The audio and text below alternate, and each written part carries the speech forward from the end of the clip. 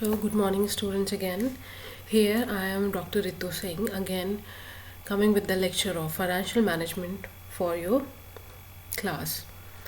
The subject is financial management here, and the topic we are discussing is Unit 2 of Capital Budgeting.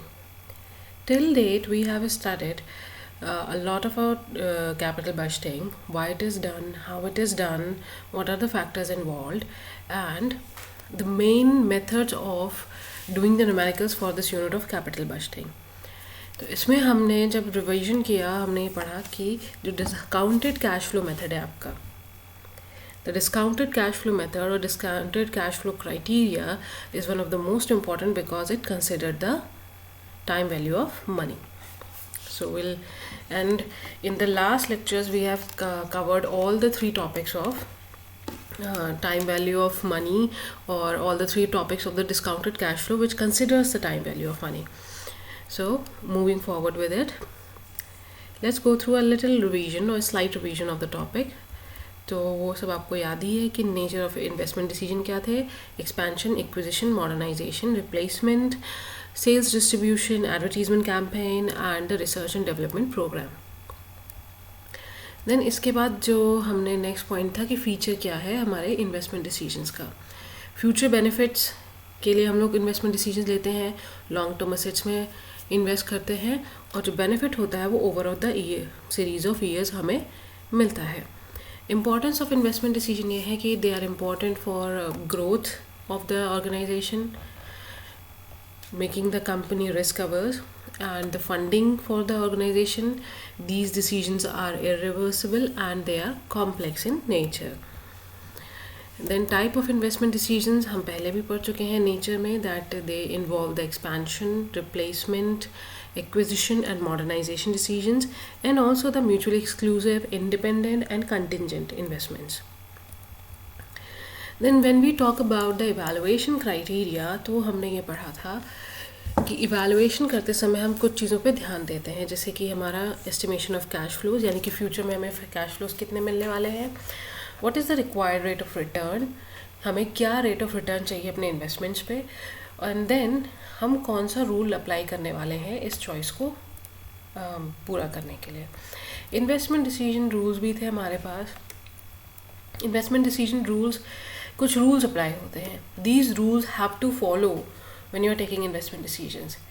और उसमें सबसे important rule यह है कि आपका शेयर होल्डर का वेल्थ मैक्सिमाइज होना चाहिए.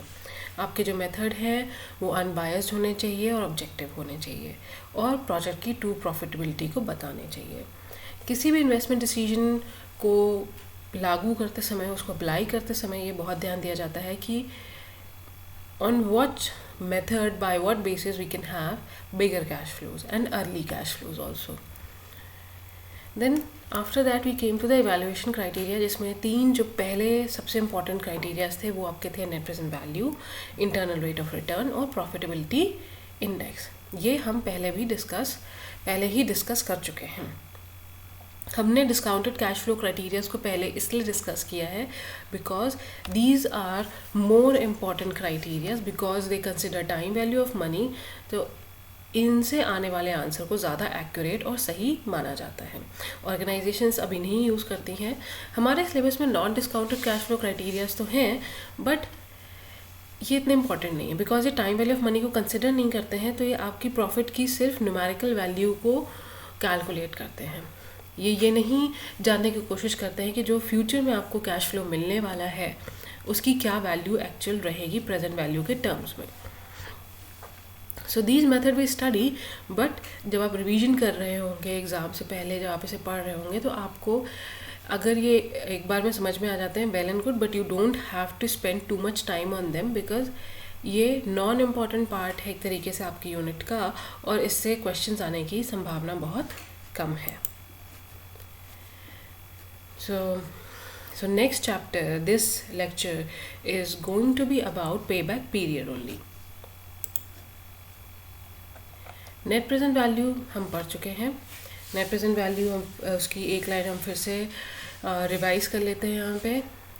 Net present value is calculated after deducting the initial investment from the cumulative value of present values of cash flows over the year, and if net present value is positive the project is acceptable.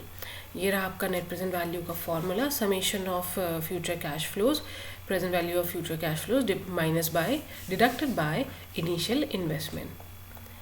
Then comes the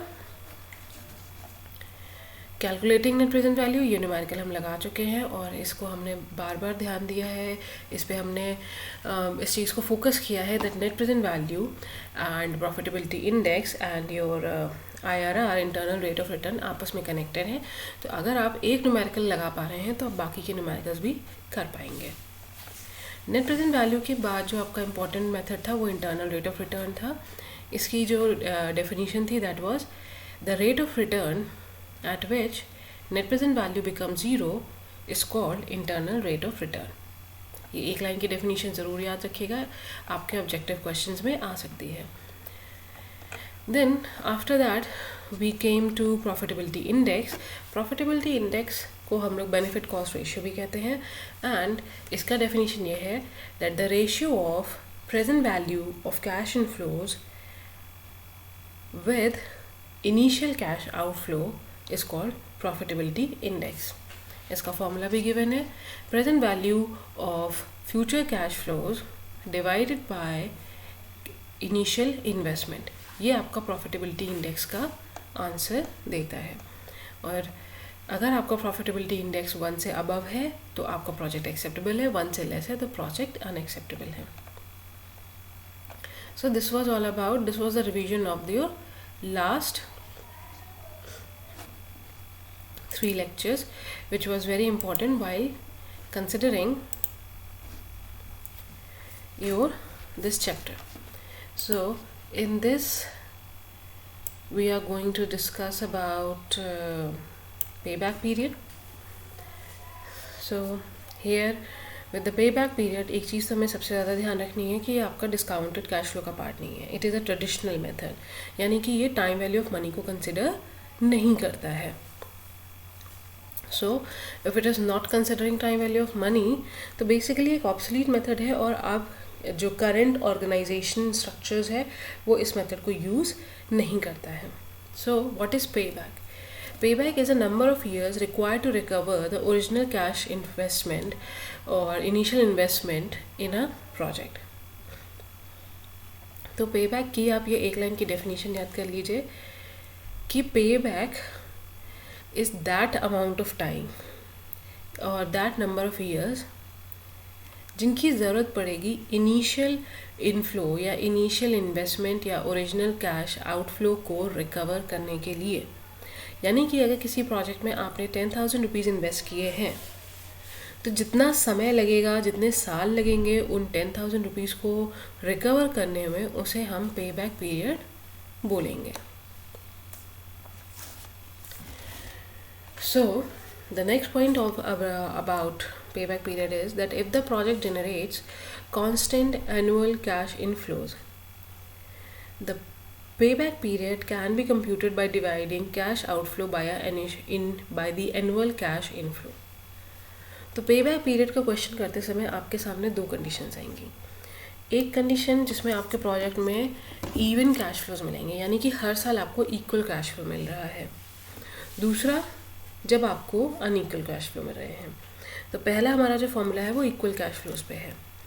तो if you are getting equal cash flows in the case of payback period, the formula is very simple, which is payback period is equals to initial investment upon annual cash inflow, that is C naught upon C। यानी कि payback period is equals to initial investment, जो कि initial investment किया गया है, divided by annual cash inflow, यानी कि same amount of cash inflow जो हर साल प्रोजेक्ट से मिल रहा है, C not divided by C। This is the case जब आपका हर साल मिलने वाला कैश इनफ्लो इक्वल है, सेम है। Okay,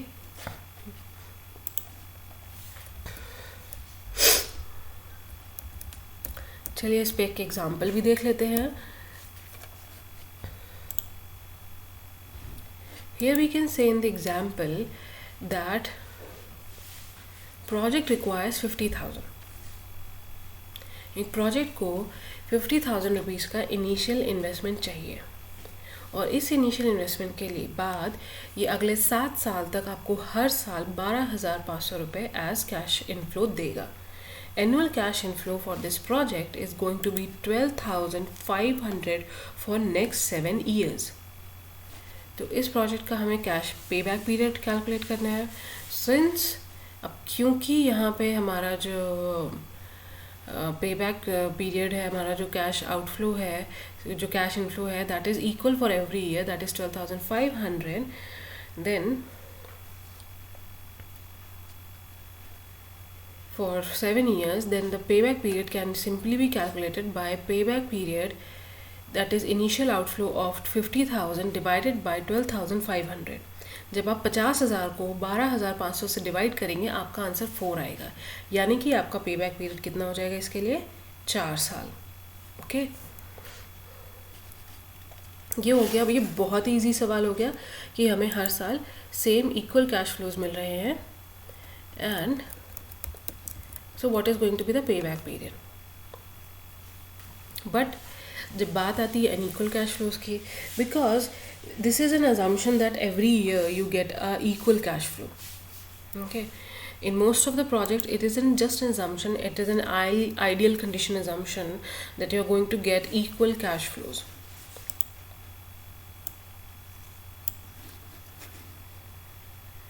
So in case of unequal cash flows, that means यानी हर साल आपको डिफरेंट कैश फ्लोज मिल रहे हैं, डिफरेंट कैश इनफ्लो मिल रहे हैं, and you have to equate them with your initial cash outflow.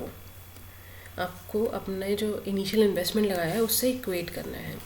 उस केस में आपका सिंपल फार्मूला हो जाता है पे back period is equals to number of years plus 12 into number of months. Number of months कैसे निकलता है आपका? 12 into annual required cash inflow divided by the next years cash inflow. Okay, so we will see the question here that suppose a project requires a cash outflow of rupees 20,000 and generates cash inflow of 8,000, 7,000, 4,000 and 3,000 during the next 4 years. What is the project payback period?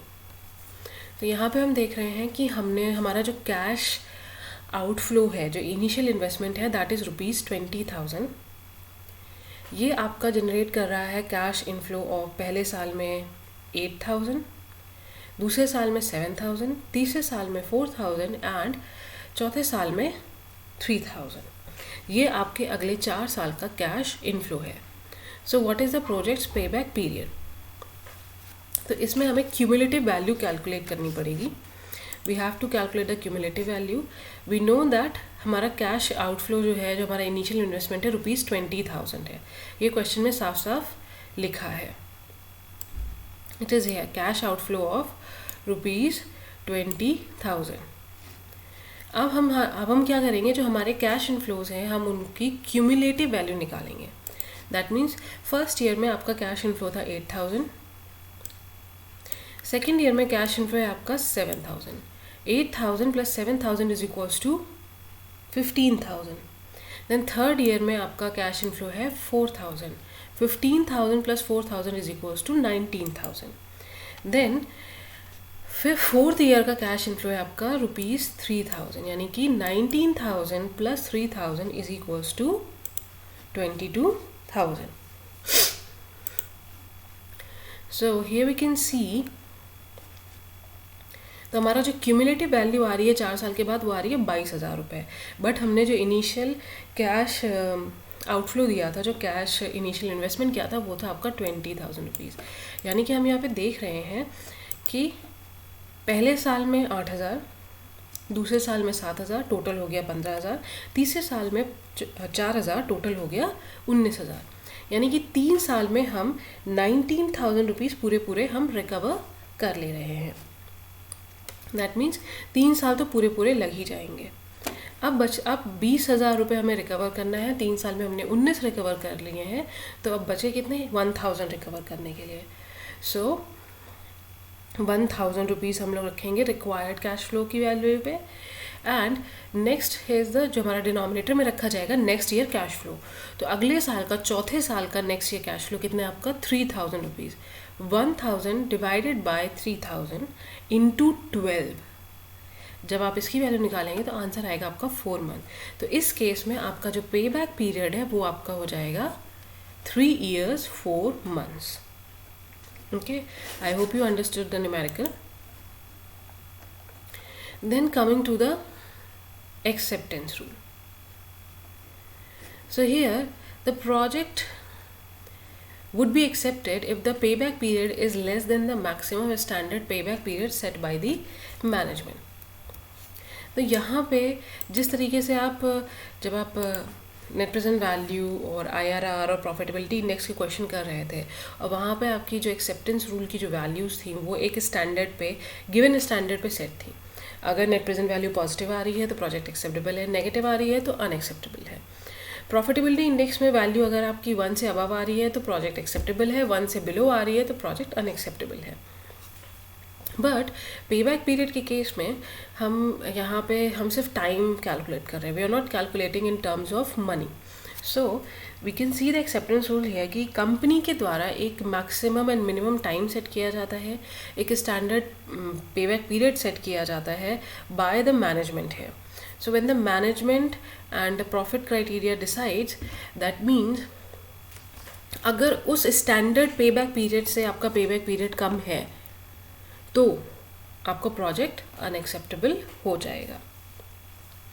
As a ranking method it gives highest ranking to the project which has the shortest payback period and lowest ranking with the to the project with the highest payback period. तो अगर आप ranking questions कर रहे हैं, अगर आपके exam में ranking करने का क्वेश्चन आ रहा है या प्रोजेक्ट्स को उनके पेबैक पीरियड के अकॉर्डिंग असेंडिंग या डिसेंडिंग ऑर्डर में लगाने को आ रहा है, तो आप हाईएस्ट रैंकिंग उस प्रोजेक्ट को देंगे जिसका पेबैक पीरियड शॉर्टेस्ट होगा, जिसमें सबसे कम समय लग रहा है मनी को एक्वायर करने में।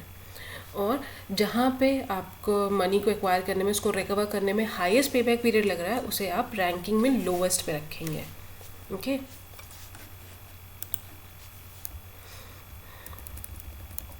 तो अब इवैल्यूएशन ऑफ पेबैक पीरियड के कुछ क्या वर्चूज़ हैं, क्या उनके इफ़ेक्ट्स या साइड इफ़ेक्ट्स हैं, या फिर हम ये कहते हैं कि क्या what are their advantage disadvantages. तो पहला आपका जो एडवांटेज है वो ये है कि it is simple, it's simple, you don't have to do much calculations, all you have to calculate the time required to recover the money. It is cost effective, आपको बहुत hefty calculations नहीं करनी है। It has some short term effects. Short term के case में हम कभी कभी पेबैक पीरियड आज भी यूज़ कर लेते हैं। It gives a certain risk shield. अगर हमें ये पता चल जा रहा है कि इतने टाइम पीरियड में हमारा प्रोजेक्ट रिकवर हो जाएगा, हमारा कैश आउटफ्लो रिकवर हो जाएगा, तो हम एक रिस्क शील्ड बना लेते हैं। And it also helps you to determine the liquidity. But these virtues or this advantage is not going to work with these limitations. अब जब आपका पेबैक पीरियड पूरा हो जाता है तो पेबैक पीरियड के बाद जो आपको प्रोजेक्ट से कैश फ्लो मिल रहा है उसका क्या होगा, उसे क्या कैसे कंसिडर करना है, इस पे कोई बात नहीं होती है। हमने जो पिछला क्वेश्चन अभी पढ़ा था, जो हमने इस पर हमने बात की थी, इसमें हम ये देख रहे हैं कि 3 साल 4 महीने में हमारा कैश आउटफ्लो पूरा का पूरा रिकवर हो जा रहा है।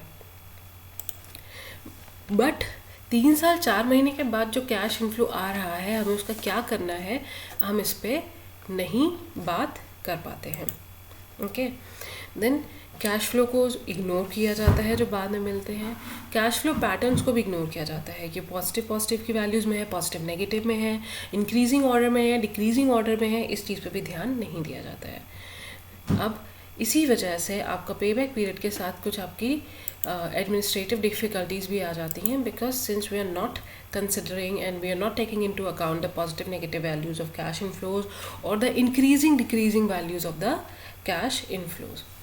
एंड पेबैक पीरियड इसलिए भी यूज़फुल नहीं है बिकॉज ये शेयर होल्डर्स वैल्यू की इंक्रीमेंट या उसके मैक्सिमाइजेशन की कोई बात नहीं करता है। क्योंकि पेबैक पीरियड आपके टाइम वैल्यू ऑफ मनी को कंसिडर नहीं करता है, तो ये हर साल होने वाले प्रॉफिट या इनकम को एज अ नंबर ही देखता है।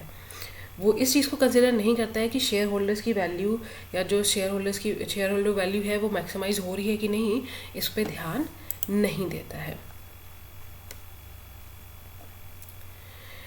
Now the next is payback, reciprocal and the rate of return. So here the reciprocal of payback will be the close approximation of internal rate of return if two conditions are satisfied. तो इस condition में एक यहाँ पे एक short question बनता है कि रेसिप्रोकल ऑफ पे बैक को अगर हम ध्यान से देखेंगे तो इंटरनल रेट ऑफ रिटर्न के काफ़ी अप्रॉक्सीमेशन में आता है. They both are quite equal to each other अगर दो कंडीशन सेटिस्फाई हो रही हैं. पहली, that the life of project is large और एटलीस्ट ट्वाइस द पे बैक पीरियड. अगर लाइफ ऑफ प्रोजेक्ट ज़्यादा है या फिर एटलीस्ट जो पे बैक पीरियड है उससे दुगनी है. And project generates equal annual cash inflows. तो इस अगर ये दो कंडीशंस फॉलो हो रही हैं, अगर आपके प्रोजेक्ट में इक्वल एनुअल कैश इनफ्लोज आ रहे हैं यानी कि हर साल आपको इक्वल पैसा मिल रहा है तो, और अगर आपके प्रोजेक्ट की लाइफ बड़ी है, एटलीस्ट पे बैक पीरियड से दुगनी है, तो इस केस में आपका reciprocal of pay back and internal rate of return quite similar grounds पे आ जाते हैं. Okay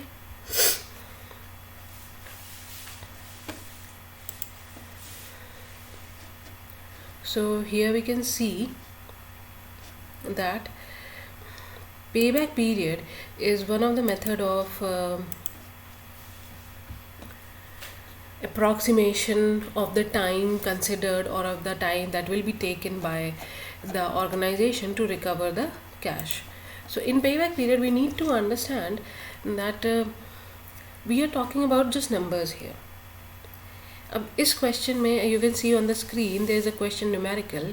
a project has given the cash outflow of ₹20,000 यानी कि जो इसमें इनिशियल इन्वेस्टमेंट है वो 20,000 रुपये किया गया है. अगले 4 सालों तक अब वो आपको 8,000, 7,000, 4,000 और 3,000 रुपये दे रहा है. अब प्रोजेक्ट का पेबैक पीरियड कैलकुलेट किया गया है. अब यहाँ पे अब पेबैक पीरियड की यही एक डिसएडवांटेज है कि ये कैश फ्लोज की डिक्रीज़ या इंक्रीजिंग ऑर्डर को कंसिडर नहीं करता है. यहाँ पे इस प्रोजेक्ट में अगर आप देखें तो आपका कैश आउटफ्लो डिक्रीज़ होता जा रहा है. पहले साल 8,000, फिर 7, फिर 4 या 3,000 रुपये. ये कंसिस्टेंट नहीं आपके शेयर होल्डर वेल्थ मैक्सिमाइजेशन के साथ. शेयर होल्डर वेल्थ मैक्सिमाइजेशन का कॉन्सेप्ट ये कहता है कि हर साल प्रॉफिट बढ़ रहा है. प्रॉफिट बढ़ने की वजह से जो उसकी प्रेजेंट वैल्यू है वो भी कांस्टेंट रह पा रही है. एंड एक जो कांस्टेंट रेट, ग्रोथ रेट के साथ आपका शेयर होल्डर वैल्यू मैक्सिमाइज हो पा रही है या उसमें इंक्रीमेंट हो पा रहा है. ये चीज़ इस पेबैक पीरियड में कंसिडर नहीं की जा रही है. पेबैक पीरियड का क्वेश्चन करते समय, पेबैक पीरियड को अप्लाई करते समय जो ऑर्गेनाइजेशन है वो इस बात पे कतई ध्यान नहीं दे रही है कि शेयर होल्डर की वेल्थ इंक्रीज़ कर रही है या कि नहीं. और शेयर होल्डर की वेल्थ तभी इंक्रीज़ करेगी जब आपका प्रॉफिट भी हर साल प्रॉपरली प्रेजेंट वैल्यू फैक्टर्स के टर्म में, टाइम वैल्यू ऑफ मनी के टर्म्स में वो भी इंक्रीज़ करेगा. ओके उसके अलावा अगर इस क्वेश्चन में आपका जो कैश आउटफ्लो 20,000 है और अगर आपका कैश इनफ्लो हर साल के लिए इक्वल हो जाता है, यानी कि हर साल मान लीजिए 8,000 रुपये हो जाता है, तो क्या होता? तो एक तो 8,000 रुपये हो जाता और आपका जो टोटल प्रोजेक्ट ऑफ लाइफ है वो आपकी 4 की बजाय अगर 6 साल हो जाती, तो इस केस में क्या होता है कि यहाँ पे जो पेबैक पीरियड है वो आपका जो टोटल लाइफ साइकिल है उससे आधा हो जाता है. और इक्वल कैश फ्लोज होने की वजह से इसकी रेसिप्रोकल वैल्यू आपके इंटरनल रेट ऑफ रिटर्न के बराबर हो जाती. Those two questions will come at par और at same step with each other. Okay so this was about the payback period and I hope you studied well, and you need to pay attention on the definition, on the point that payback period वो समय है, it is that amount of time when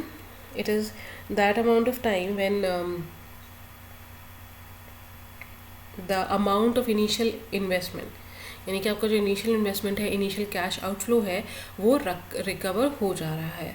if it is recovered in a stipulated time period set by the management, then pay back period is acceptable.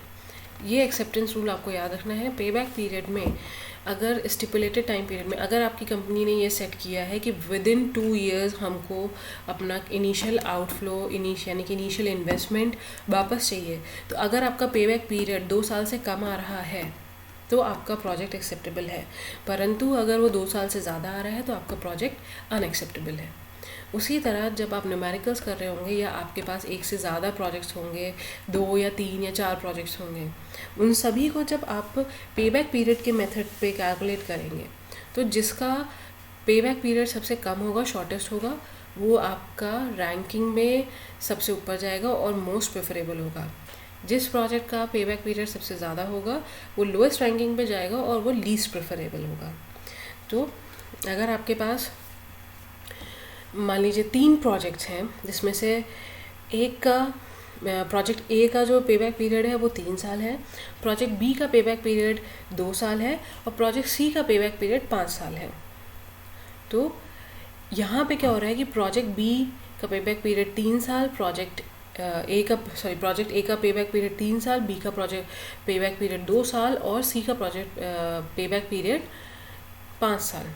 तो यहाँ पे जो project B है उसका पे बैक पीरियड सबसे कम है, यानी कि सिर्फ 2 साल है, तो उसे हम कंसिडर करेंगे. And since we will be considering it only and at the first position, ये फर्स्ट पोजीशन पे कंसिडर किया जाएगा. आपका प्रोजेक्ट ए जिसका पे बैक पीरियड 3 साल है उसे रैंक 2 पे कंसिडर किया जाएगा और प्रोजेक्ट सी जिसका पे बैक पीरियड 5 ईयर्स है उसे आप 3rd रैंक पे कंसिडर करेंगे. So this was all about the पे back period. Evaluation of pay back period भी हमने देख लिया, इसका relationship with internal rate of return भी देख लिया. There are 2 types of pay back period formulas, when you have equal cash flows, when you have unequal cash flows. जब आपका इक्वल कैश फ्लो होता है, when there is equal cash flow, the formula is initial investment upon annual cash inflow. आपका सीधे सीधे answer आ जाता है.